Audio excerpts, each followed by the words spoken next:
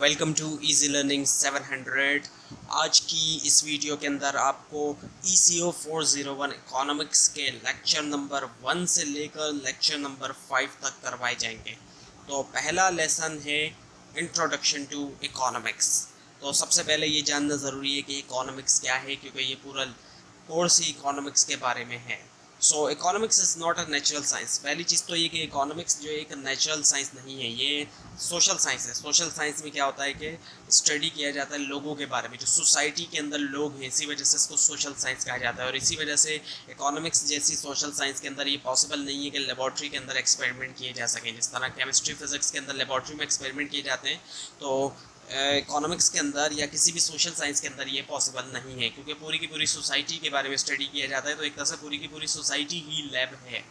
सो economics की एक definition यहाँ दी गई है कि economics is the study of how we the people, यानी कि इकोनॉमिक्स क्या है, स्टडी करना है कि किस तरह हम लोग जो है इंगेज अवर सेल्फ, इंगेज करते हैं अपने आप को इन प्रोडक्शन में, डिस्ट्रीब्यूशन में और कंजम्पशन में, किसकी, गुड्स की और सर्विसेज की, सोसाइटी के अंदर। दूसरी डेफिनेशन दी गई है कि the science which studies human behaviour. एक ऐसी साइंस है इकोनॉमिक्स जिसके अंदर स्टडी किया जाता है ह्यूमन बिहेवियर को एज अ रिलेशनशिप के तौर पे एंड्स के दरमियान और स्केस मीन्स के दरमियान विच हैव अल्टरनेटिव यूजेस। यानी कि इसका मतलब है कि एंड्स और मीन्स, स्केस मीन्स का मतलब ये है कि इंसान की जो वांट है वो अनलिमिटेड है, और जो रिसोर्सेज हैं, मीन्स का मतलब है रिसोर्सेज हैं, वो लिमिटेड हैं और अल्टरनेटिव यूज़ हैं। तो असल में इकोनॉमिक्स स्टडी करने का मतलब ही यही है कि जो इंसान की अनलिमिटेड वांट्स होती हैं उसको लिमिटेड रिसोर्सेज से पूरा किया जाए। सो उसके बाद है ब्रांचेस ऑफ इकोनॉमिक्स। सो इसमें नॉर्मेटिव इकोनॉमिक्स और पॉजिटिव इकोनॉमिक्स है। अब नॉर्मेटिव इकोनॉमिक्स क्या है? एक ऐसी ब्रांच है इकोनॉमिक्स की that incorporates value judgements about what the economy should be like. यानी कि इसमें वैल्यू जजमेंट दी जाती है कि किस तरह से economy, what the economy should be like, और what particular policy action should be recommended, और कौन से पॉलिसी एक्शंस हैं जो कि रिकमेंडेड होने चाहिए टू अचीव अ डिज़ायरेबल गोल।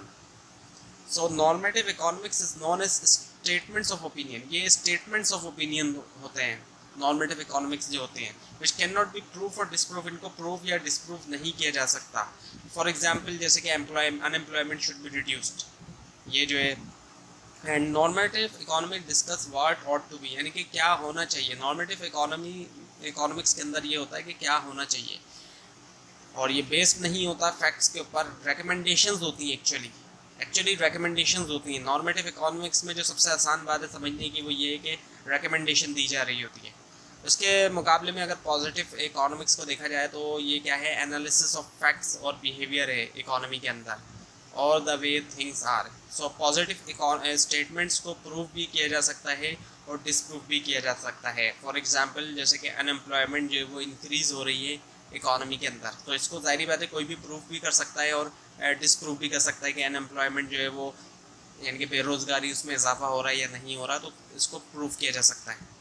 तो अब है फैक्टर्स ऑफ प्रोडक्शन। अब फैक्टर्स ऑफ प्रोडक्शन क्या होते हैं? ये वो फैक्टर्स होते हैं जिनका इस्तेमाल किया जाता है प्रोडक्शन के लिए, जो इनपुट्स होते हैं प्रोडक्शन प्रोसेस के अंदर। लैंड, लेबर, कैपिटल और एंटरप्रेन्योरशिप, 4 फैक्टर्स ऑफ प्रोडक्शन है। लैंड क्या है? अब लैंड नॉर्मली तो हम ज़मीन को कहते हैं, लेकिन इकोनॉमिक्स के अंदर जो लैंड की बात की जाए तो लैंड से मुराद होता है ज़मीन भी होती है जो इंडस्ट्रियल और एग्रीकल्चरल पर्पज़ के लिए इस्तेमाल की जाती है, और साथ में नेचुरल रिसोर्सेज भी जो कि ज़मीन के ऊपर से या ज़मीन के नीचे से लिए जाते हैं, उनको भी लैंड के अंदर शामिल किया जाता है। उसके बाद है फिर कैपिटल। अब कैपिटल से मुराद होता है ड्यूरेबल प्रोड्यूसर गुड्स, जैसे कि मशीन्स है या प्लांट्स है जिनसे दूसरी चीज़ें बनाई जाती हैं। ऐसा है सामान, ऐसी चीज़ें जिनसे दूसरी चीज़ें बनाई जा रही होती हैं, जैसे मशीन्स है या प्लांट्स है, that are use in turn in use for production of other goods, यानी प्रोडक्शन की जा रही होती है दूसरी चीज़ों की, दूसरी चीज़ें बनाई जा रही होती हैं, उनको हम कैपिटल कहते हैं। उसके बाद है फिर लेबर।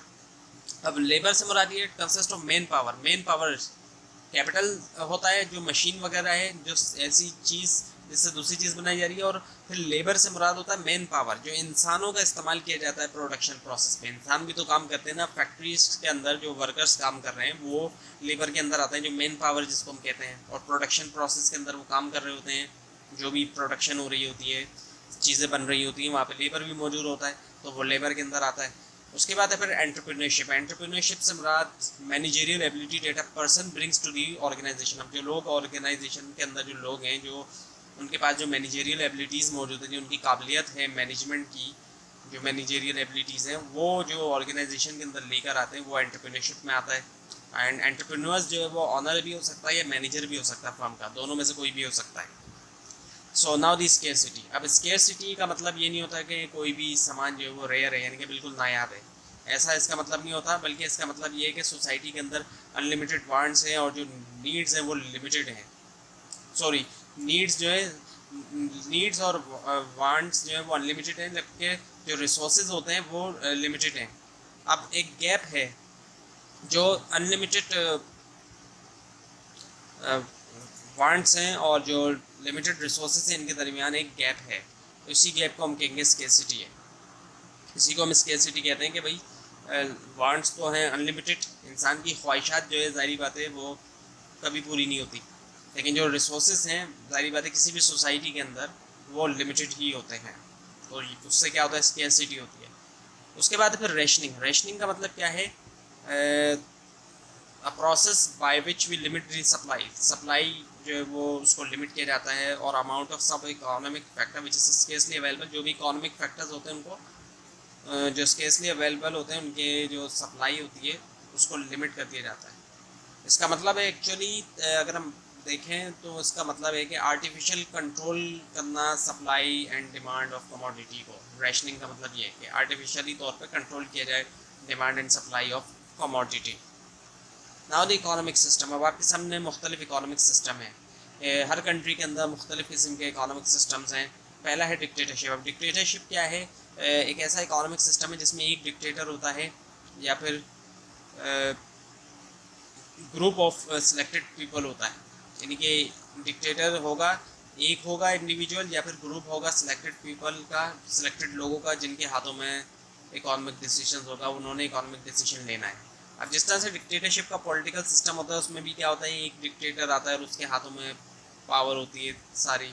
सो इसके अंदर भी यही होता है कि कोई एक इंडिविजुअल होगा या सिलेक्टेड लोग होंगे, ग्रुप होगा पूरा सिलेक्टेड लोगों का, वो उनके हाथों में जो है वो इकोनॉमिक डिसीजन होंगे तमाम, वो लेंगे इकोनॉमिक डिसीजंस।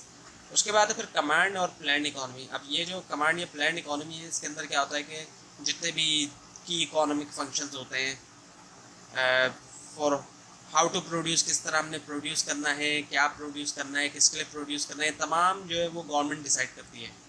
इसको हम कमांड या प्लान इकोनॉमी कहते हैं, इसको सोशलिज्म भी कहा जाता है। उसके बाद फिर फ्री मार्केट या कैपिटलिस्ट इकोनॉमी। इसमें क्या होता है कि ये एक ऐसा सिस्टम होता है जिसके अंदर व्हाट टू प्रोड्यूस, क्या प्रोड्यूस करना है, किस तरह प्रोड्यूस करना है, किसके लिए करना है, ये तमाम जो है वो डिमांड एंड सप्लाई का जो इंट्रैक्शन है उससे डिसाइड किया जाता है। उसको हम कहते हैं फ्री मार्केट या कैपिटलिस्ट इकोनॉमी।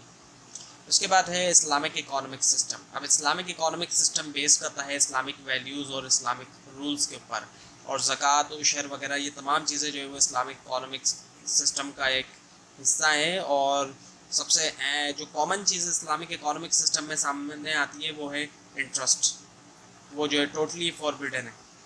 और मॉडर्न इकोनॉमिस्ट ने भी इस बात को रियलाइज़ किया है कि इसके क्या क्या नुकसान हैं। और 3 प्रिंसिपल्स हैं इस्लामिक इकोनॉमिक सिस्टम के, जो अगर फॉलो किए जाए किसी भी इकोनॉमी के अंदर, तो जो दौलत है वो पूरे जो इकोनॉमी है उसमें सर्कुलेट करेगी, दौलत एक जगह जमा नहीं होगी। सो पहली चीज़ है कि ज़कात और कंपलसरी अर्म्स गिविंग, ज़कात जिसका बार बार जो है वो कुरान में जिक्र हुआ है। दूसरी चीज़ है इस्लामिक लॉ ऑफ इनहेरिटेंस, जो विरासत की तकसीम का जो कानून है वो जो कुरान के अंदर सूरह निसा के अंदर आया है। और तीसरी चीज़ है फॉरबिडेंस ऑफ इंटरेस्ट, इंटरेस्ट जो है यानी कि सूद जो है उसको टोटली जो है वो हराम करार दिया गया है, चाहे वो सिंपल इंटरेस्ट हो या कंपाउंड इंटरेस्ट। एक जगह कुरान में सिंपल इंटरेस्ट को हराम करा दिया गया है और एक जगह जो है वो कंपाउंड इंटरेस्ट को हराम करा दिया गया है। तो अब ये चीज़ जो है वो डायरेक्टली तीनों चीज़ें कुरान के अंदर मेंशन है, और जो चीज़ डायरेक्टली मेंशन होती है तो फिर उसमें अख्तलाफात वगैरह नहीं होते नॉर्मली। सो पाकिस्तान की अगर हम बात करें तो यहाँ पे मिक्स्ड इकॉनमी फॉलो की जा रही है। गवर्नमेंट भी ऑन करती है रिसोर्सेज को और इंडिविजुअल्स भी, कई सारे आपको ऑर्गेनाइजेशंस मिलेंगी जो कि गवर्नमेंट की है, कई सारी ऑर्गेनाइजेशन ऐसी है जो प्राइवेट है, कई सारी चीज़ें गवर्नमेंट सप्लाई करती है और कई सारी चीज़ें इंडिविजुअल्स यानी कि प्राइवेट फर्म्स सप्लाई करती हैं. So some resources are in the hands of government and some are in the hands of public. Now the circular flow of goods and income. अब two sector in the circular flow of goods and services. दो sectors हैं circular flow of goods and services में, एक है house hold और एक है business sector जिसके अंदर फर्म शामिल है. सो हाउस होल्ड जो है वो क्या करता है, डिमांड करता है गुड्स और सर्विसेज की, फर्म सप्लाई करती है क्योंकि फर्म बनाती है तो उससे एक्सचेंज होती है. हाउस होल्ड को गुड्स एंड सर्विस मिल जाती है और फर्म को जो है जाहिर बात है जो फर्म ने डिमांड करना होता है वो. सो मॉनेटरी इकोनॉमी के अंदर क्या होता है कि फर्म्स जो है वो एक्सचेंज करती हैं goods and services for money, यानी कि मॉनेटरी से मुराद वो इकोनॉमी जहाँ पे पैसे का इस्तेमाल होता है. आज के दौर में जितनी भी इकोनॉमी है मॉनेटरी इकोनॉमी है क्योंकि पैसे का ही इस्तेमाल होता है हर जगह. कहीं पे भी ऐसा नहीं है कि बार्टर ट्रेडिंग हो जहाँ पे सामान के बदले सामान एक्सचेंज हो. तो फर्म्स जो है वो एक्सचेंज करती हैं goods and services for money. Firms जो है वो डिमांड करती है फैक्टर्स ऑफ प्रोडक्शन की, फर्म को चाहिए फैक्टर्स ऑफ प्रोडक्शन, और हाउस होल्ड जो है वो सप्लाई करता है क्या, factors of production. So firm जो है वो पे करती है payment in terms of wages rent. Firm जो है वो जाहिर बात है फैक्टर्स ऑफ प्रोडक्शन मिलता है तो उसको वेजेस देगी और रेंट देगी, वेजेस देगी लेबर को और रेंट देगी लैंड के बदले. सो ये कहलाता है सर्कुलर फ्लो ऑफ गुड्स, पूरा एक फ्लो चल रहा है. On the other hand household gives money to firms. Household जो होते हैं वो फर्म को पैसा देते हैं एंड और वो परचेज करते हैं गुड्स एंड सर्विसेज फर्म से, और फर्म्स जो है वो पैसा देती हैं to household in return for factors of production. Now the distinction between the micro and the macro economics. अब माइक्रो और मैक्रो इकोनॉमिक्स के दरमियान फ़र्क है और इस कोर्स के अंदर माइक्रो मैक्रो इकोनॉमिक्स दोनों शामिल है तो आपको इन दोनों के दरमियान फ़र्क समझना बहुत ज़रूरी है. माइक्रो इकोनॉमिक्स क्या है, एक ऐसी ब्रांच है इकोनॉमिक्स की जिसके अंदर part of the economy study किए जाते हैं. इकोनॉमिक्स के इकोनॉमी के हिस्से स्टडी किए जाते हैं, पूरी की पूरी इकोनॉमी स्टडी नहीं की जाती. जैसे कि इसके अंदर टॉपिक्स आते हैं मार्केट्स है, प्राइजेस हैं, इंडस्ट्रीज़ हैं, डिमांड है और सप्लाई वगैरह. सो अगर हम इसको कह सकते हैं कि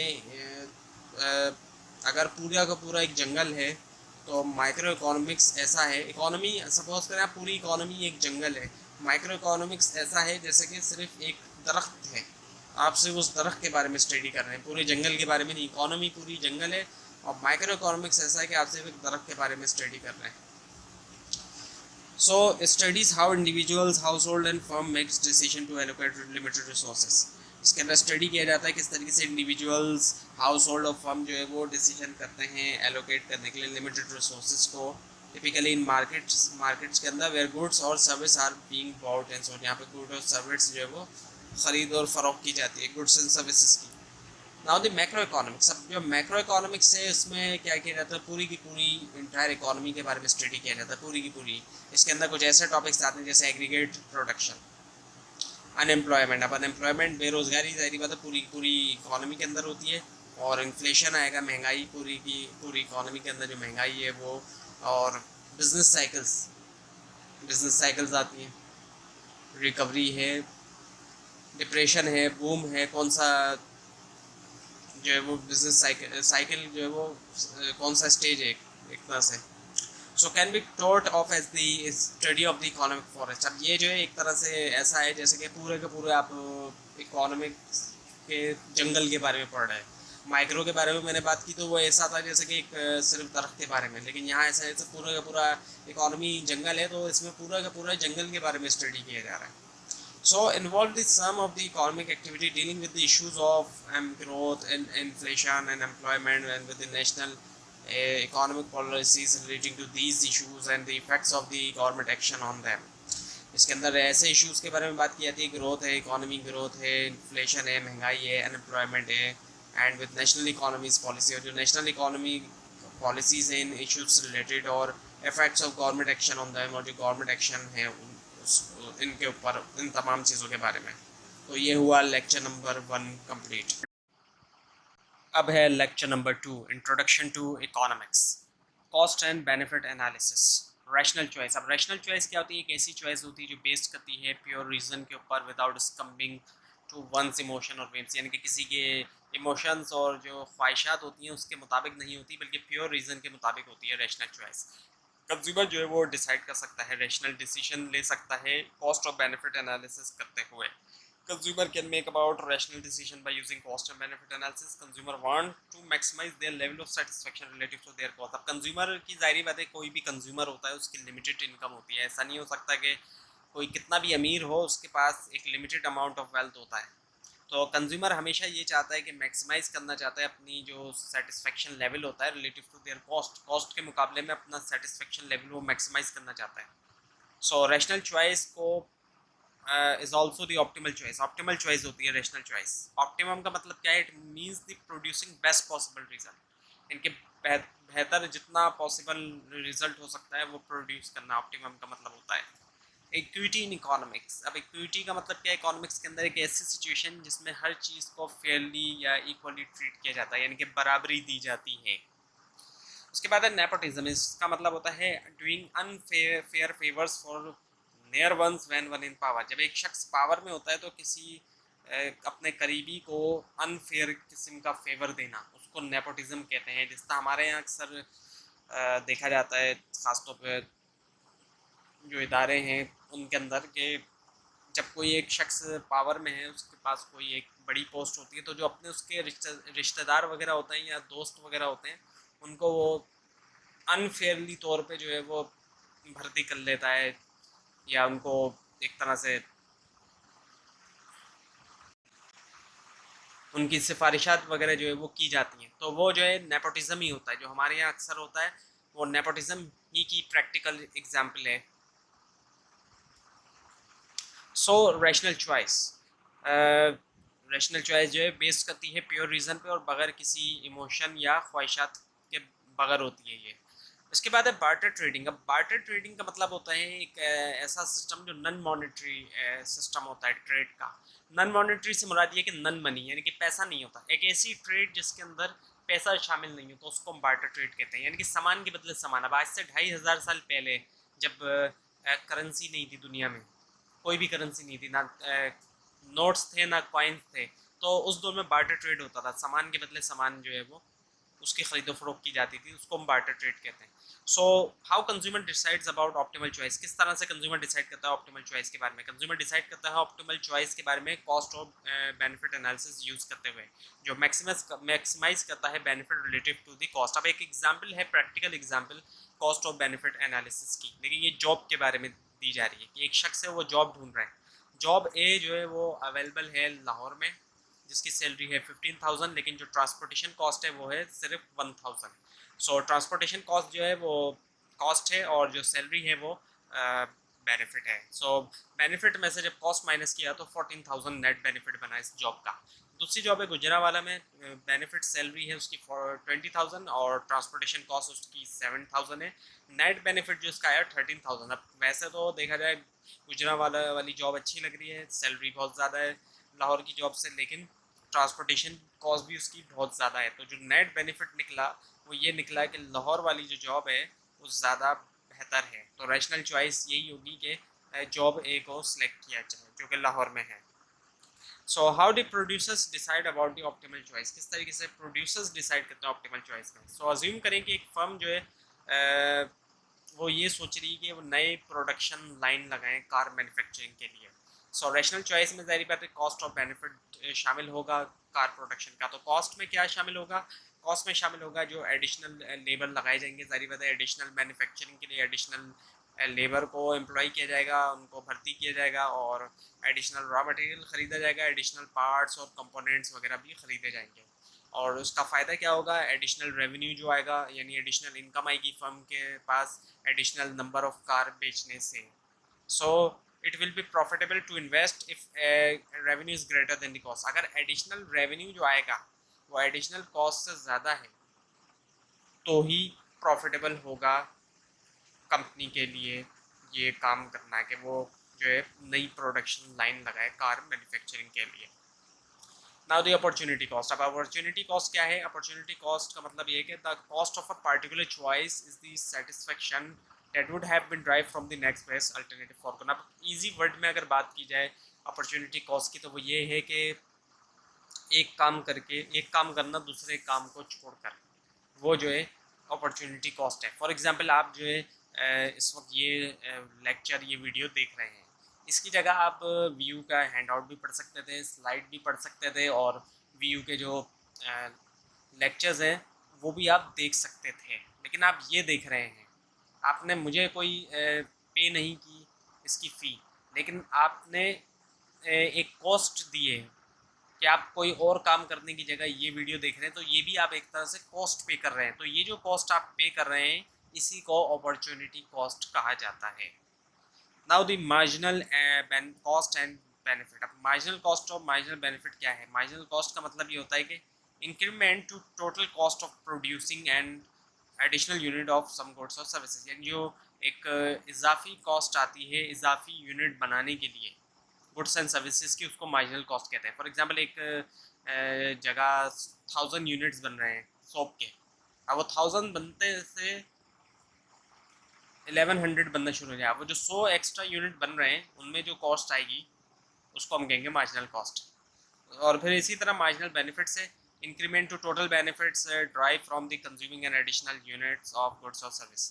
अब एडिशनल जो जारी बात है increment to the total benefits, अब जो टोटल बेनिफिट्स है उसके अंदर जो इजाफा होगा एक एडिशनल यूनिट कंज्यूम करने से गुड्स सर्विस का, उसको हम मार्जिनल बेनिफिट कहेंगे।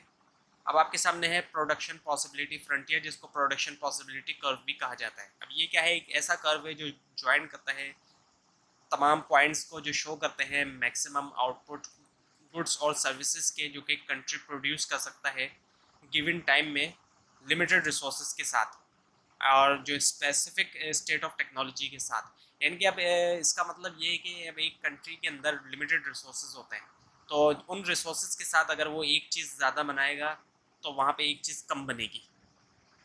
एक चीज़ की अगर प्रोडक्शन ज़्यादा बढ़ गई तो दूसरी चीज़ की प्रोडक्शन में कमी आएगी।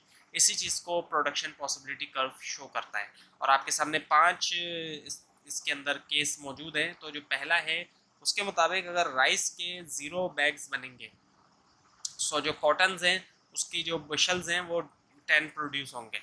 सो यहाँ पे additional opportunity cost of additional unit 0 है यहाँ पे। लेकिन जो दूसरा है उसके अंदर राइस के जो बैग्स हैं वो 1 बन रहा है, 0 से उसमें 1 में इजाफा हुआ। जो कॉटन के बुशल्स हैं वो जो है 10 से 9 हो गए, उसके अंदर 1 में कमी आ गई। सो अपॉर्चुनिटी कॉस्ट जो एडिशनल यूनिट की पे करना पड़ी वो 1। और इसी तरह से राइस के फिर जब 2 यूनिट हुए और कॉटन के 7 हो गए, तो यहाँ पे अपॉर्चुनिटी कॉस्ट जो है वो 2 आई, क्योंकि 2 के अंदर कमी आई कॉटन के अंदर। फिर तीसरे जो चौथा है डी, इसके अंदर राइस के 3 बन रहे हैं यूनिट्स और कॉटन के जो है वो 4 हो गए अचानक से, फिर उसमें 3 में कमी आ गई। और इसी तरह से लास्ट वन जो है वो फिर है राइस का एक और इजाफा हुआ बैग्स के अंदर और कॉटन का 0 हो गया। जो 4 जो है वो अपॉर्चुनिटी कॉस्ट जो एडिशनल यूनिट की आई वो 4 आई। और इसी चीज़ को जो है वो ग्राफ के अंदर भी शो किया जाता है। यही चीज़ ग्राफ के अंदर भी शो की जाती है, बिल्कुल यही चीज़ शो की जा रही है कि अगर एक चीज़ ज़्यादा बनेगी तो दूसरी चीज़ कम बनेगी। और यही चीज़, और यहाँ पे 2 पॉइंट और दिए जा रहे हैं कि ए और बी पॉइंट भी यहाँ पे आपको दिए जा रहे हैं। अगर ए पॉइंट है तो इसका मतलब है कि रिसोर्सेज को उस कंट्री के अंदर सही तरह इस्तेमाल नहीं किया जा रहा, रिसोर्सेज जो है वो उनका इस्तेमाल सही नहीं हो रहा। और बी का मतलब है इम्पॉसिबल है, जितने रिसोर्सेज हैं उनके साथ बी वाला पॉइंट हासिल नहीं किया जा सकता, उतनी प्रोडक्शन नहीं हो सकती। सो यही बात यहाँ पे भी लिखी गई है, इसको आप रीड कर सकते हैं अपने हैंडआउट में भी और इन स्लाइड्स को डाउनलोड करके भी। सो उसके बाद है फिर इकोनॉमिक ग्रोथ। अब इकोनॉमिक ग्रोथ का मतलब क्या होता है? Increase in the total output of a economy of a country over time. इसका मतलब ये होता है कि टोटल आउटपुट जो है, जो प्रोडक्शन हो रही है इकोनॉमी के अंदर, उसके अंदर टाइम के साथ जो उसमें इजाफा हो जाता है, इसको हम इकोनॉमिक ग्रोथ कहते हैं। अब इसी को प्रोडक्शन पॉसिबिलिटी कर्व से समझते हैं। अब ये जो बी वाला पॉइंट है इसको अचीव करना इम्पॉसिबल है, लेकिन जब इकोनॉमी ग्रोथ होती है और वक्त के साथ आउटपुट के अंदर इजाफा होता है तो जो बी वाला पॉइंट है उसको भी अचीव किया जा सकता है। और वो तब होगा जब इकोनॉमी के अंदर ग्रोथ आएगा, यानी कि जो प्रोडक्शन हो रही है, जो टोटल आउटपुट है उसके अंदर इजाफा हो रहा है। सो लेक्चर नंबर 2 भी यहाँ पे एंड हुआ। अब है lesson number 3, demand supply and equilibrium analysis. So goods market and factors market. अब ये 2 तरह की यहाँ पे मार्केट की डिटेल है कि गुड्स मार्केट, जिनको हम प्रोडक्ट या कमोडिटी मार्केट भी कहते हैं, ये ऐसी मार्केट्स होती हैं जहाँ पे फाइनल गुड्स या सर्विसेज को एक्सचेंज किया जाता है। उसके बाद है फिर फैक्टर मार्केट। अब जो फैक्टर मार्केट्स होती हैं वहाँ पे कोई गुड्स या सर्विसेज एक्सचेंज नहीं किए जाते, बल्कि जो फैक्टर्स ऑफ प्रोडक्शन है, लैंड, लेबर, कैपिटल और एंटरप्रेन्योरशिप, जिसकी डिटेल पहले लेसन में आ चुकी है, तो वो जितने भी फैक्टर्स ऑफ प्रोडक्शन है उनकी सिर्फ सर्विस को एक्सचेंज किया जाता है, उन फैक्टर्स को नहीं। क्योंकि जाहिर बात है जो फैक्टर है जैसे कि लेबर है, उसको जाहिर बात है इलीगल है, उसको अगर उसको एक्सचेंज किया जाए, उसको अगर किया जाएगा, खरीदो फरोख्त उसकी की जाएगी, और वो एक स्लेवरी है वर्कर को, लेबर को ख़रीदना। एंड मोर रियलिस्टिकली बात की जाए तो ये है कि लैंड और कैपिटल जो है ऐसे फैक्टर्स हैं जो लीगली एक्सचेंज होते हैं प्रोडक्ट मार्केट में। प्रोडक्ट मार्केट में लैंड और कैपिटल जैसे फैक्टर्स को एक्सचेंज किया जाता है, लेकिन इनकी सर्विसेज जो है वो फैक्टर्स मार्केट्स के अंदर जो है वो एक्सचेंज की जाती हैं। Now the assumption. अब अजम्पशन क्या है? अजम्पशन का मतलब जो है वो बिलीफ या फीलिंग है, इसको प्रूफ नहीं किया जा सकता, ये सिर्फ अज्यूम किया जाता है, इसका कोई प्रूफ नहीं होता। और इकोनॉमिस्ट जो है वो फ्रीक्वेंटली तौर पे अजम्पशंस का यूज़ करते हैं अपनी थ्योरीज़ के अंदर। आगे चल के जब जैसे जैसे आप इकोनॉमिक्स पढ़ेंगे तो आप देखेंगे कि थ्योरीज़ होती हैं, उनके अजम्पशंस होते हैं। तो कई सारी थ्योरीज़ में आपको अजम्पशंस मिलेंगे जो कि इकोनॉमिस्ट यूज़ करते हैं। उसके बाद है फिर परफेक्ट कंपटीशन। अब परफेक्ट कंपटीशन एक मार्केट ही होती है, एक ऐसी सिचुएशन जहाँ पे कोई भी फर्म या कंज्यूमर इतना बड़ा नहीं होता कि वो मार्केट प्राइस को अफेक्ट कर सके, क्योंकि इसमें बहुत सारे कंज्यूमर्स भी होते हैं और जो फर्म्स होती हैं वो भी बहुत ज़्यादा होती हैं। इस वजह से कोई भी एक फर्म या कंज्यूमर इतना बड़ा नहीं होता कि वो असर कर सके प्राइस को, और इसमें परफेक्ट कॉम्पिटिशन होता है, इसी वजह से इसको परफेक्ट कॉम्पिटिशन कहा जाता है। Now demand analysis. अब डिमांड एनालिसिस में शॉर्टेज और सप्लाई है। शॉर्टेज से मराज एक ऐसी सिचुएशन जहाँ पे डिमांड जो है वो सप्लाई से ज़्यादा हो। सिंपल सी बात है, नॉर्मली भी हम यही बात करते हैं कि जब डिमांड बढ़ती है तो supply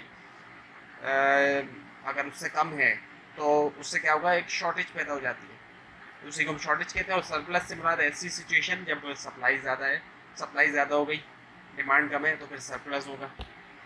now the price mechanism. अब प्राइस मैकेनिज़्म जो है वो, इसका क्या मतलब है? ये ऐसी सिग्नलिंग या रैशनिंग डिवाइस है, सिग्नलिंग और रैशनिंग डिवाइस है, जिसके अंदर क्या होता है कि जब कभी भी शॉर्टेज या सरप्लस आता है तो ऐसी सिचुएशन के अंदर प्राइस जो है वो अप या डाउन होते हैं, और उससे फिर इक्विलिब्रियम आ जाता है। इक्विलिब्रियम से मुराद होता है कि जहाँ पे डिमांड और सप्लाई दोनों बराबर होते हैं, यानी कि अब इक्विलिब्रियम होगा तो ना शॉर्टेज होगा और ना सरप्लस होगा। और शॉर्टेज या सरप्लस आपको पता है क्या होता है, जो अभी पीछे मैंने बताया। उसके बाद है फिर नॉर्मल गुड्स। अब नॉर्मल गुड्स से मुराद वो गुड्स होते हैं जिनकी क्वांटिटी डिमांडेड ऊपर जाती है, जैसे कि कंज्यूमर की इनकम बढ़ती है। जब कंज्यूमर की इनकम बढ़ेगी तो इन गुड्स की डिमांड, क्वांटिटी डिमांड में भी इजाफा होगा। जैसे आईफोन है, अब एक कंज्यूमर जो एक फ़ोन यूज़ कर रहा है जो ज़ाहिर बात है एक नॉर्मल प्राइस रेंज का है, मिड रेंज का है, लेकिन अब उसकी इनकम में इजाफा हो जाता है तो अब वो सोचेगा कि मुझे आईफोन भी लेना चाहिए। उसके बाद है फिर इन्फीरियर गुड्स। इन्फीरियर गुड्स वो होते हैं जिनकी क्वांटिटी डिमांडेड गिरती है जब कंज्यूमर की इनकम में इजाफा होता है।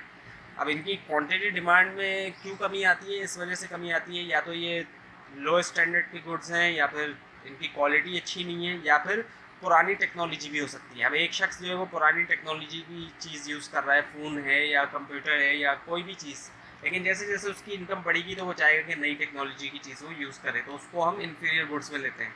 उसके बाद है फिर गिफिन गुड्स। अब गिफिन गुड है तो इन्फीरियर गुड की कैटेगरी, लेकिन ये ऐसा गुड्स है कि जिसकी डिमांड में इजाफा होता है जब इसकी प्राइस में इजाफा होता है, ये प्राइस मैकेनिज़्म को ब्रेक कर देता है। अब रियल लाइफ में ऐसे बहुत कम ही गुड्स होते हैं जिनका ऐसा हो, लेकिन मैंने एक जगह पढ़ा कि वहाँ राइस की प्राइस में इजाफा हुआ तो उससे उसकी डिमांड में भी इजाफा हो गया। तो अगर ऐसा होता है तो ऐसी सिचुएशन में राइस को भी गिफिन गुड्स कहा जा सकता है।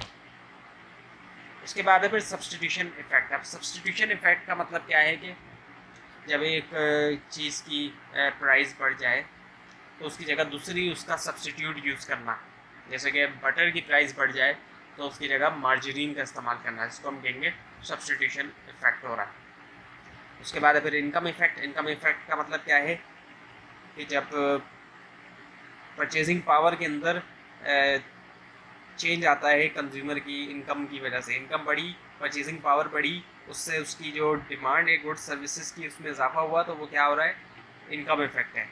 उसके बाद है फिर प्राइस इफेक्ट। प्राइस इफेक्ट तो यही है कि जब प्राइस बढ़ते हैं तो डिमांड में कमी आती है, लेकिन प्राइस इफेक्ट इनकम इफेक्ट और सब्सटीट्यूशन इफेक्ट को मिला के है, उन दोनों को जब ऐड करेंगे तो प्राइस इफेक्ट बनता है। उसके बाद है फिर सब्सटीट्यूट। अब सब्सटीट्यूट्स क्या है, सब्सटीट्यूशन इफेक्ट तो आपने पढ़ लिया।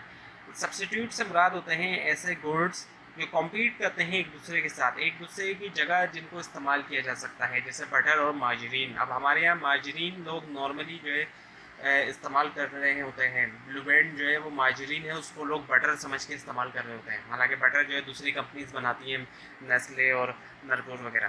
तो क्या है, ये एक दूसरे की जगह सब्सटीट्यूट है, एक दूसरे की जगह जो है वो इनका इस्तेमाल किया जा सकता है। Now the complements. अब सब्सटीट्यूट तो ऐसे हैं जो एक दूसरे की जगह इस्तेमाल किए जाते हैं, लेकिन कॉम्प्लीमेंट्स ऐसे हैं जो एक दूसरे के साथ इस्तेमाल किए जाते हैं। एक का इस्तेमाल होगा तो दूसरे का इस्तेमाल भी होगा, जैसे कि लेफ़्ट और राइट शू।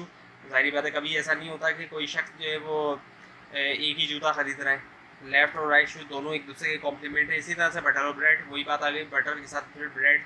हमारे यहाँ लोग नॉर्मली मार्जरीन का इस्तेमाल करते हैं, लेकिन बटर के साथ ब्रेड ही ज़्यादा बेटर चीज़ है, तो बटर के साथ ब्रेड यूज़ करना ये कॉम्प्लीमेंट है। और इसी तरह से फ़ोन के साथ हेडफोन्स यूज़ करना या फिर चार्जर जो है, ये तमाम चीज़ें इस तरह की जो एक चीज़ के साथ दूसरी चीज़ यूज़ की जाती है कॉम्प्लीमेंट्स में आती है।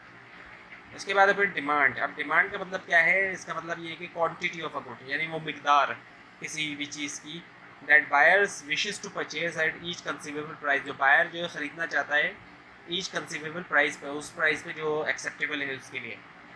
उसके बाद है law of demand. Law of demand के मुताबिक तमाम दूसरे फैक्टर्स अगर कांस्टेंट हैं और ऐसी सिचुएशन में प्राइस अगर बढ़ते हैं दैन डिमांड डिक्रीज। प्राइस बढ़ता है तो डिमांड जो है वो डिक्रीज होती है। So if price of a certain commodity rises, अगर प्राइस जो है वो इसमें इजाफा होता है एक कमोडिटी के, so it's quantity demanded will go down. उसकी जो क्वांटिटी डिमांडेड है उसमें कमी आएगी। और दूसरे जो फैक्टर्स है उसमें इनकम है, पॉपुलेशन है, टेस्ट है और प्राइस है तमाम दूसरे गुड्स के। अब आपके सामने डिमांड स्केजुअल दिखाया जा रहा है जो इसी चीज़ को शो करता है, लॉ ऑफ डिमांड को।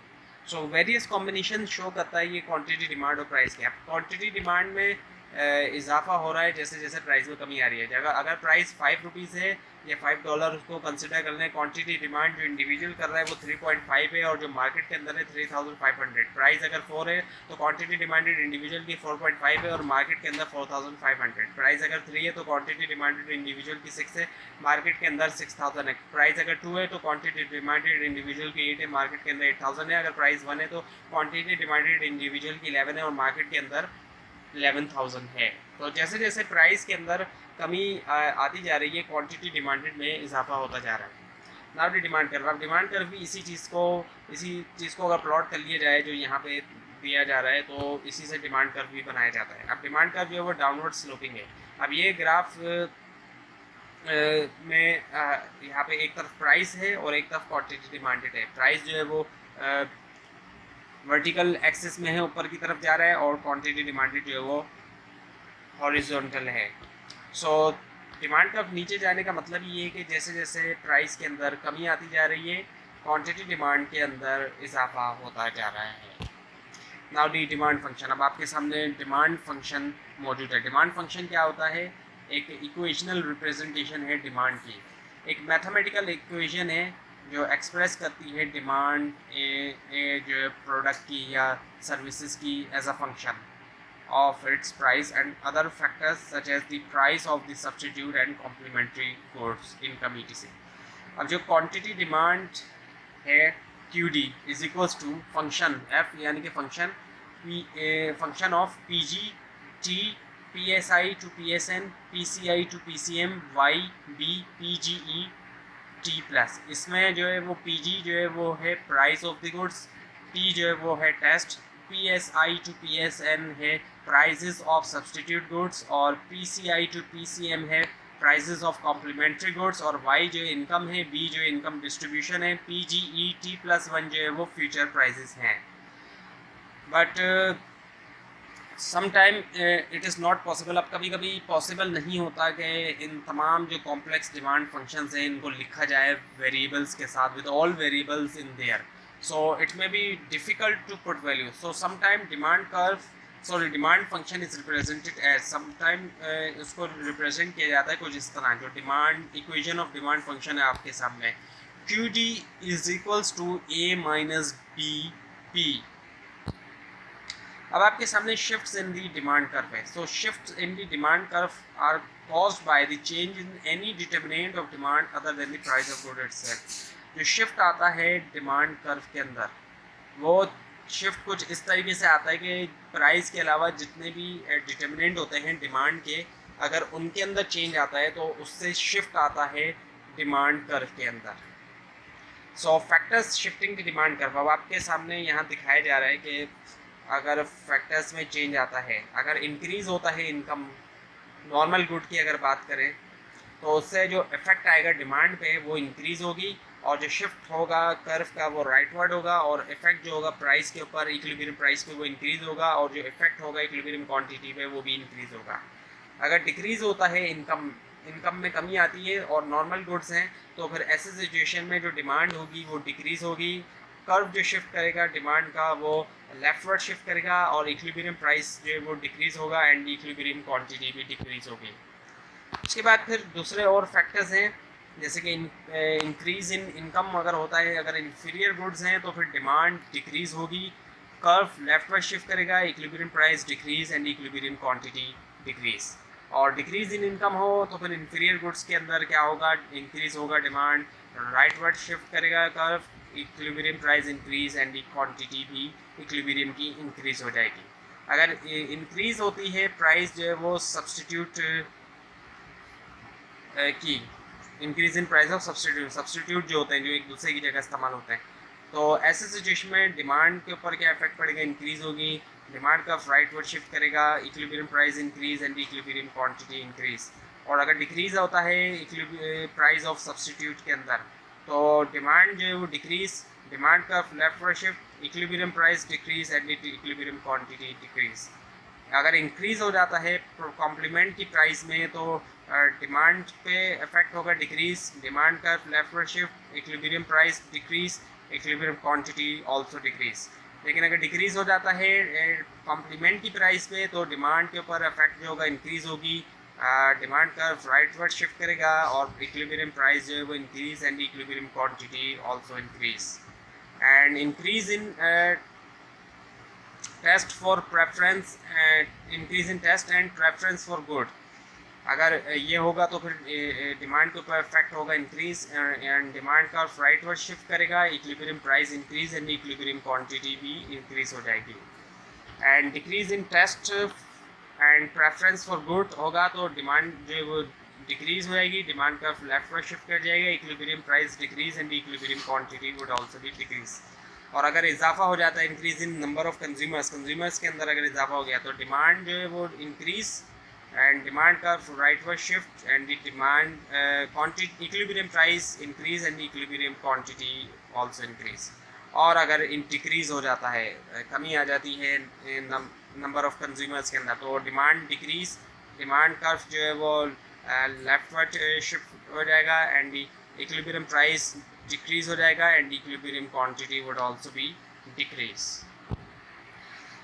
Now the market demand curve. अब मार्केट डिमांड कर्व या डिमांड कर्व जो होता है, ये क्या है, एक ग्राफिकल रिप्रेजेंटेशन होता है, ग्राफ के ज़रिए रिप्रेजेंट किया जाता है रिलेशनशिप को प्राइस ऑफ गुड्स या सर्विस के दरमियान और जो क्वांटिटी डिमांडेड है उसके दरमियान एक गिवन पीरियड ऑफ टाइम के लिए. तो ये हुआ लेक्चर नंबर 3 कंप्लीट. अब है lesson number 4, demand supply and equilibrium analysis, और ये इस लेसन के अंदर कंटिन्यूड है. तो सबसे पहले है इसमें सप्लाई. सप्लाई क्या होती है, सप्लाई जो है वो क्वांटिटी होती है गुड की जो सेलर विश टू सेल करना चाहता है एट ईच कंसीवेबल प्राइस, यानी कि जो एक्सेप्टेबल प्राइस है वो उसके ऊपर सेल करना चाहता है seller. Law of supply. Law of supply क्या है, law of supply states that the quantity supplied will go up as the price goes up and vice versa. यानी लॉ ऑफ सप्लाई के मुताबिक क्वांटिटी सप्लाइड जो है वो ऊपर जाएगी जैसे जैसे प्राइस में इजाफा होगा. जितना प्राइस में इजाफा होगा उतनी ज़्यादा क्वांटिटी सप्लाई में भी इजाफा होगा। लेकिन ऐसा क्यों होगा? इसलिए होगा क्योंकि जब प्राइस ज़्यादा होंगे तो इसका मतलब है कि प्रॉफिट भी ज़्यादा होगा। ज़्यादा प्रॉफिट होगा तो फर्म जो है वो प्रोड्यूस करना चाहेंगी ज़्यादा। जो भी प्रोडक्ट जिसके प्राइस ज़्यादा होंगे तो फर्म जो है वो ज़्यादा प्रोड्यूस करना चाहेंगी। इसी वजह से जैसे जैसे प्राइस में इजाफा होगा तो क्वांटिटी सप्लाइड में भी इजाफा होगा। अब आपके सामने एक सप्लाई स्केड्यूल है जो कि टेबल है जो इसी कॉम्बिनेशन को शो करता है कि क्वांटिटी सप्लाइड और प्राइस को। अब यहाँ पे दिया हुआ है प्राइस और क्वांटिटी सप्लाइड, इंडिविजुअल की अलग दी हुई है और मार्केट की अलग। तो जब प्राइस 5 है तो इंडिविजुअल की जो क्वांटिटी सप्लाइड है वो 75 है और जो मार्केट के अंदर है वो 7500 है। प्राइस के अंदर जब कमी आई है 5 से 4 हुआ तो इंडिविजुअल की जो क्वांटिटी सप्लाइड है वो 70 हो गई और मार्केट की जो है वो 7000 हो गई। फिर प्राइस में और कमी आई सो इंडिविजुअल की क्वांटिटी सप्लाइड में भी कमी आ गई, वो 60 हो गई और मार्केट की 6000 हो गई। प्राइस में और कमी आ गई, 2 हो गया प्राइस और सो इंडिविजुअल की क्वांटिटी सप्लाइड 40 हो गई और मार्केट की 4000 हो गई। फिर प्राइस में और कमी आई, जब 1 हो गया प्राइस तो क्वांटिटी सप्लाइड 10 हो गई और क्वांटिटी इंडिविजुअल की और मार्केट की हो गई 1000। और इसी चीज़ को ग्राफ के ज़रिए सप्लाई कर्व के अंदर शो किया गया है। ग्राफिकल इलस्ट्रेशन है ये एक तरह से टेबल की, जो टेबल आपको पीछे दिखाया गया है ये उसी का ग्राफ बनाया गया है। यहाँ पे इसी चीज़ को शो किया जा रहा है कि जैसे जैसे प्राइस के अंदर इजाफा हो रहा है तो क्वांटिटी सप्लाइड में भी इजाफा हो रहा है। ये ग्राफ जो है वो ऊपर की तरफ जा रहा है। जब भी कोई ग्राफ जो है वो अपवर्ड हो उसका स्लोप ऊपर की तरफ अगर जाए कोई भी ग्राफ तो इसका मतलब ये कि वो डायरेक्टली प्रोपोर्शनल है, एक चीज़ बढ़ रही है तो दूसरी भी बढ़ रही है। और अगर ग्राफ नीचे की तरफ आ रहा होता है जिस तरह से डिमांड कर्व है तो वो इन्वर्सली प्रोपोर्शनल होता है, यानी कि एक चीज़ बढ़ रही है तो दूसरी चीज़ कम हो रही है। यहाँ पे जो है दोनों चीज़ें एक साथ बढ़ रही है, जब प्राइस बढ़ रहा है तो क्वांटिटी सप्लाइड भी बढ़ रही है। So now the supply function. अब सप्लाई फंक्शन क्या है? ये इक्वेशनल रिप्रेजेंटेशन है सप्लाई की। So quantity supplied is equals to F by multiply by price and Q S is equals to F multiply by P G C G A one to A N J one to J M R A P G E T plus 1 where. अब जो ये abbreviations हैं, Q S का मतलब है quantity supplied, P G का मतलब है price of the goods, A one to A N का मतलब है profitability of alternative goods, J one to J M का मतलब है profitability of goods jointly supplied और आर का मतलब है nature and other random shocks, A का मतलब है aims of producers and P G E का मतलब है expected price of goods and T plus 1 का मतलब है some future time. So not all determinants can be quantified. तमाम जो डिटर्मिनेंट्स हैं उनको क्वांटिफाइड नहीं किया जा सकता। तो जो सिंपलेस्ट फॉर्म है सप्लाई इक्वेशन की वो ये है, Q S is equals to C plus D P. So the problems of identification और डिटर्मिनेंट्स ऑफ सप्लाई।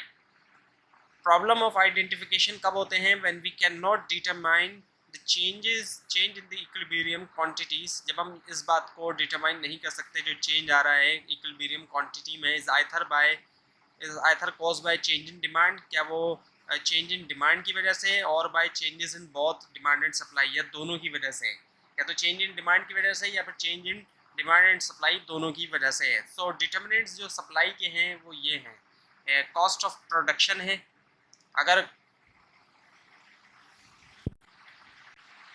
कॉस्ट में चेंजेस आएगी तो जो अमाउंट सप्लाइड है उसमें भी चेंज आ सकता है।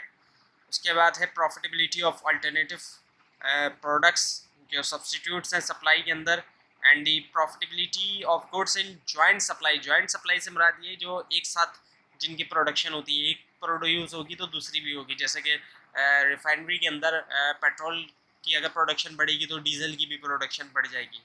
And nature and other random shocks हैं जो कि कॉज बाय नेचर की वजह से होते हैं और कोई भी रैंडमली हो सकता है, कोई रैंडमली कोई वाक़या हो जाए जैसे कोरोना है, तो ये सब जो है random nature and other random shocks में आता है। इसके अलावा एम्स ऑफ प्रोड्यूसर्स, जो प्रोड्यूसर का एम है और जो उसकी एक्सपेक्टेशन है, ये तमाम जो है वो डिटर्मिनेंट्स हैं सप्लाई के। So determinants in the context of supply of butter. अब सप्लाई ऑफ बटर के कॉन्टेक्स्ट में अगर हम डिटर्मिनेंट्स को देखें तो इसके मुताबिक अगर रिडक्शन होती है in the cost of producing butter, अगर इसके अंदर रिडक्शन होगी तो सप्लाई इंक्रीज हो जाएगी।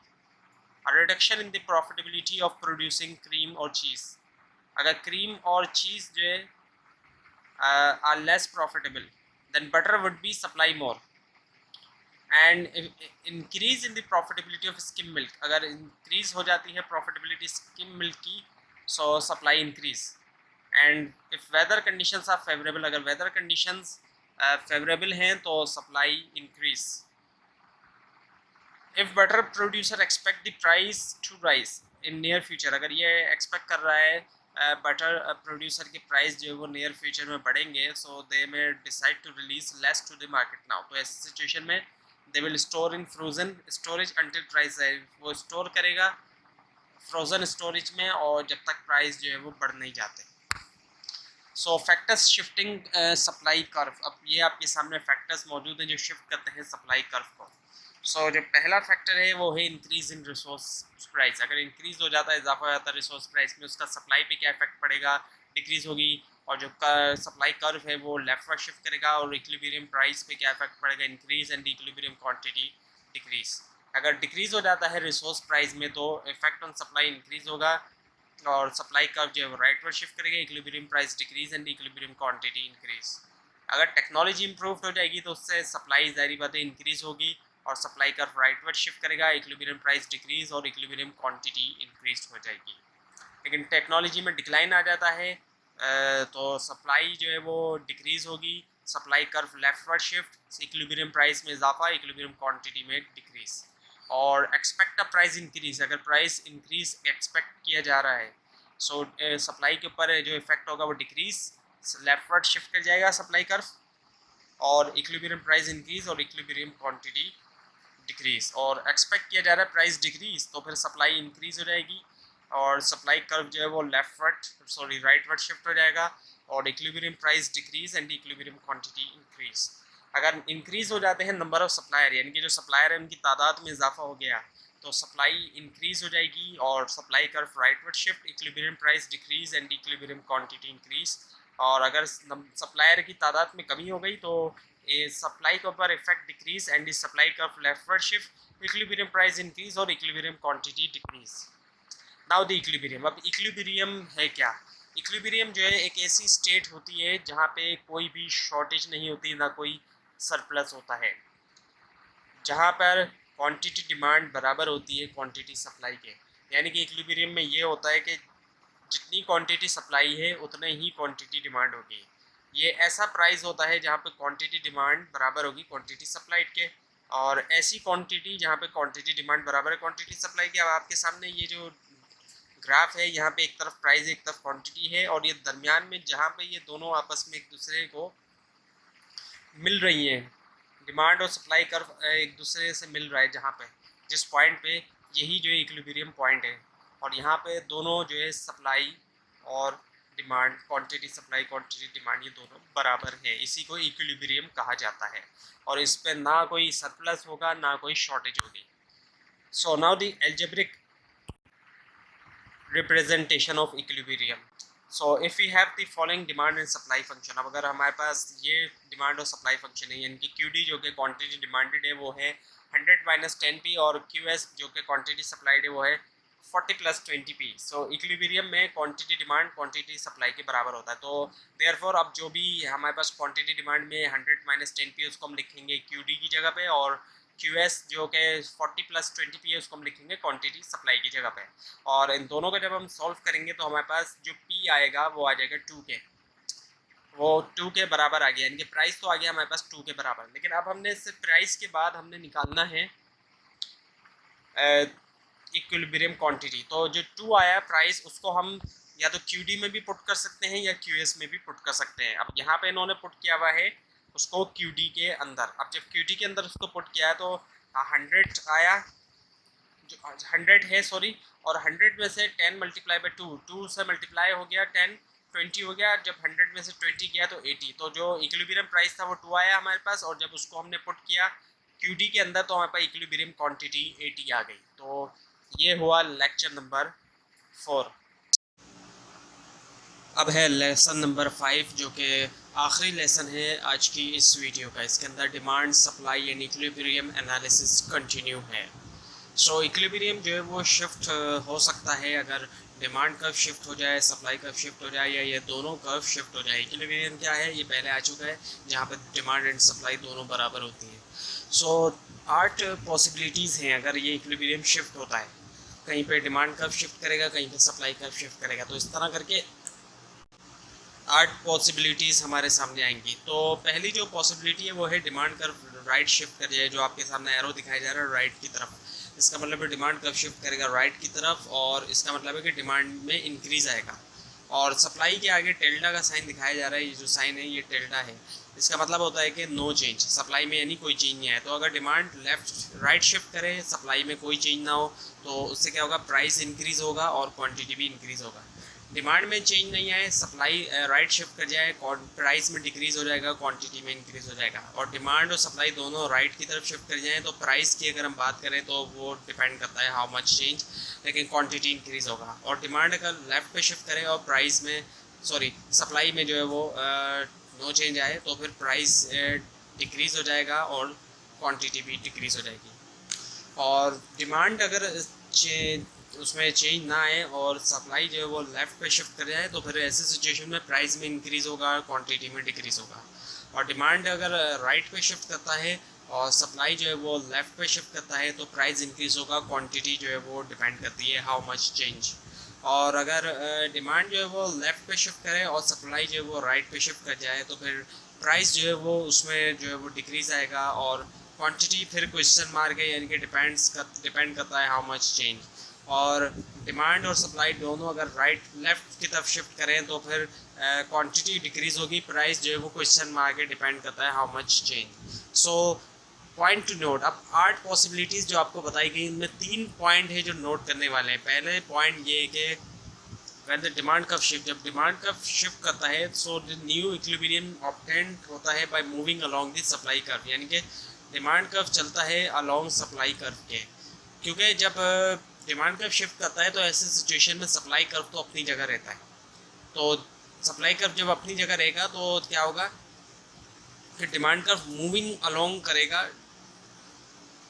जो डिमांड कर्व है वो चलता है सप्लाई कर्व के अलोंग। ये होगा पहली जो पॉइंट है।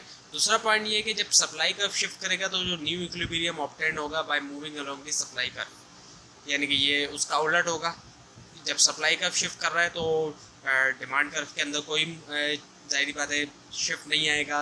सो सप्लाई कर्व चलता है अलोंग डिमांड कर्व के।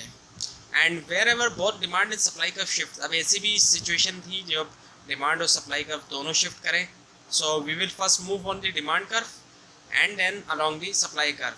सो यू कैन थिंक ऑफ, अब आप ये सोचें कि first move along demand curve and then move along supply curve, और या ऐसा भी हो सकता है कि फर्स्ट मूव अलोंग हो supply curve and then moving along demand curve. So now the market for butter, अब इसके एक केस स्टडी है जिसके अंदर 7 तरह के केस हैं कि इक्विलिब्रियम प्राइस को क्या होगा और क्वांटिटी ऑफ बटर को क्या होगा इन तमाम केसेस के अंदर।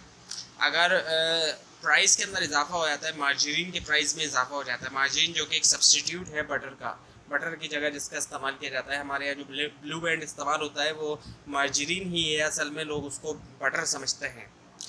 बटर जो है वो दूसरी कंपनीज बनाती हैं जैसे नेस्ले और नरकुल। सो अब जो मार्जिन अगर इसकी प्राइस में इजाफा हो गया तो इसका बटर की ऊपर क्या असर पड़ेगा, उसका जो डिमांड कर्व है बटर का वो लेफ्ट राइट की तरफ शिफ्ट करेगा, यानी कि उसके अंदर इजाफा होगा, और जो उसकी सप्लाई है वो लेफ्ट की तरफ शिफ्ट कर जाएगी।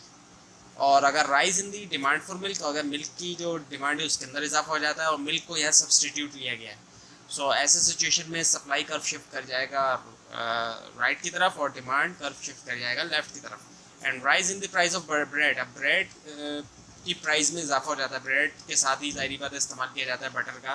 तो ऐसे सिचुएशन में बटर का जो डिमांड कर्व है वो लेफ्ट की तरफ शिफ्ट करेगा।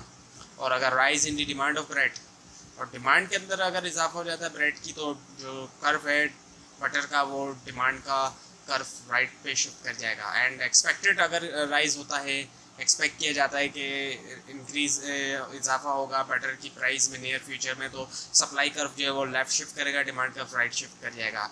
और अगर टैक्स लग जाता है बटर प्रोडक्शन में तो सप्लाई कर्व जो है वो लेफ्ट शिफ्ट हो जाता है।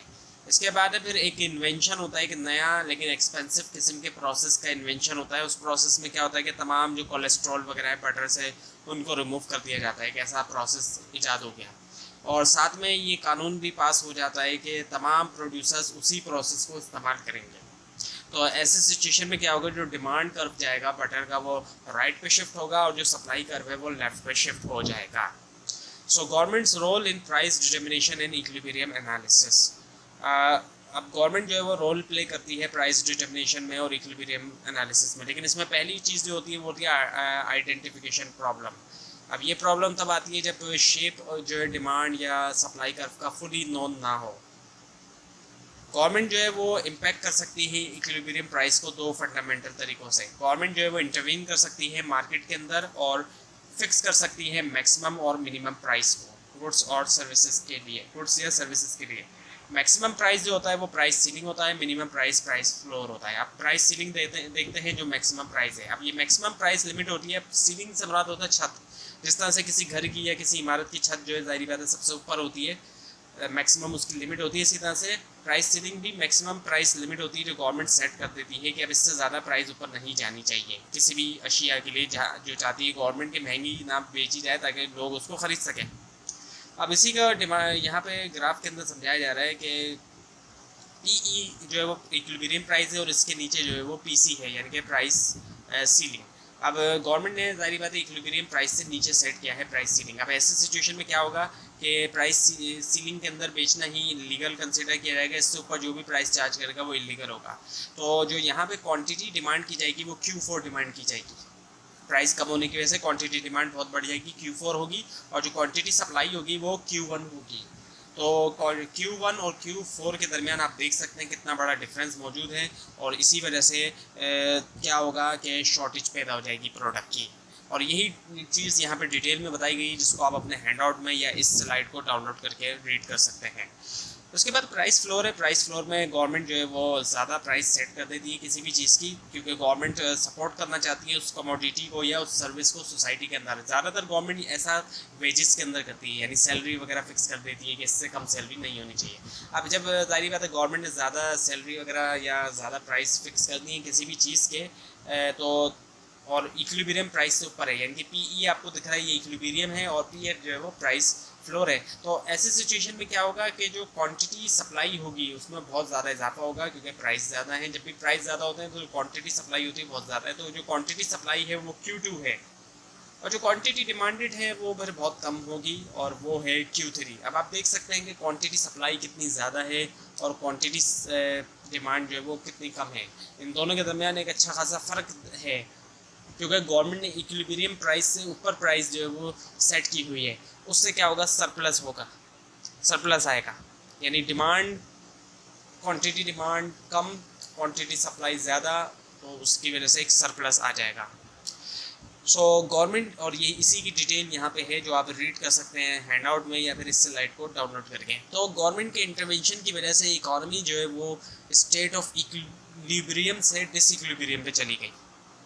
Now the rationing and supply shocks, there are two ways for this। इसके दो तरीके हैं, टैक्स के थ्रू और सब्सिडी। टैक्स अगर गवर्नमेंट लगाएगी तो उससे क्या होगा, इंक्रीज़ हो जाएगा सप्लाई प्राइस, उसमें इजाफा होगा, और सप्लाई कर्व जो है वो लेफ्ट वर्ड शिफ्ट कर जाएगा, प्राइस में इजाफा होगा, क्वांटिटी के अंदर कमी आ जाएगी। जब भी supply curve left word shift करता है प्राइस में इजाफा होता है, क्वांटिटी में कमी आती है। सब्सिडी अगर गवर्नमेंट देती है तो उससे क्या होगा, सब्सिडी डिक्रीज़ कर देगी, कमी करेगी सप्लाई प्राइस के अंदर, और सप्लाई कर्व जो है वो शिफ्ट कर जाएगा राइट वर्ड में। सो उससे क्या होगा, प्राइस के अंदर कमी आएगी और क्वांटिटी के अंदर इजाफा हो जाएगा। Now the social and the marginal cost. अब सोशल कॉस्ट वो होती है कोई भी कॉस्ट इकोनॉमिक डिसीजन की जो कि पूरी सोसाइटी बर्दाश्त करती है, चाहे वो पब्लिक हो या प्राइवेट हो, इकोनॉमिक डिसीजन वगैरह। सो सोशल कॉस्ट क्या होती है, इकोनॉमिक डिसीजन की कॉस्ट होती है, चाहे वो पब्लिक हो या प्राइवेट, जो कि पूरी सोसाइटी जो है उसको बर्दाश्त करती है। जबकि मार्जिनल सोशल कॉस्ट जो है क्या है, चेंज इन सोशल कॉस्ट। अब सोशल कॉस्ट में जो चेंज आता है एक यूनिट चेंज इन आउटपुट, यानी कि जो आउटपुट है जो प्रोडक्शन हो रही है उसके अंदर एक यूनिट के अंदर जो चेंज आया है उससे जो सोशल कॉस्ट में चेंज आ रहा है, जो चेंज आ रहा है वही मार्जिनल कॉस्ट है। फॉर एग्जांपल अब इसको एक एग्जांपल से समझते हैं आसान सी। अब एक फैक्ट्री जो है वो पॉल्यूशन कर रही है, वहाँ प्रोडक्शन हो रही है, 1000 यूनिट्स बन रहे हैं किसी चीज़ के और वो पॉल्यूशन हो रही है। लेकिन अब उसने फैसला किया फैक्ट्री के ऑनर ने कि अब हम 1100 यूनिट बनाएंगे, 100 और यूनिट बनेंगे। अब वो जो पॉल्यूशन है वो सोशल कॉस्ट है जो पूरी सोसाइटी पे कर रही है। लेकिन अब 100 और यूनिट बनेंगे तो उनसे और पॉल्यूशन में इजाफा होगा, तो जो और पॉल्यूशन के अंदर इजाफा हो रहा है 100 यूनिट से, वो मार्जिनल सोशल कॉस्ट है। तो ये थी आज की वीडियो जिसके अंदर आपको ECO 401 इकोनॉमिक्स के लेक्चर नंबर 1 से लेकर 5 तक करवाए गए। आपको अगर कोई कन्फ्यूजन है तो आप नीचे कमेंट कीजिए, और आप ये स्लाइड्स अगर हासिल करना चाहते हैं तो नीचे डिस्क्रिप्शन बॉक्स में दिए गए लिंक से हासिल कर सकते हैं। और अगर आपको लिंक ना मिले उसके लिए आप नीचे कमेंट कीजिए, और इस तरह की मज़ीद वीडियोस के लिए इस चैनल को सब्सक्राइब कीजिए। Thanks for watching this video.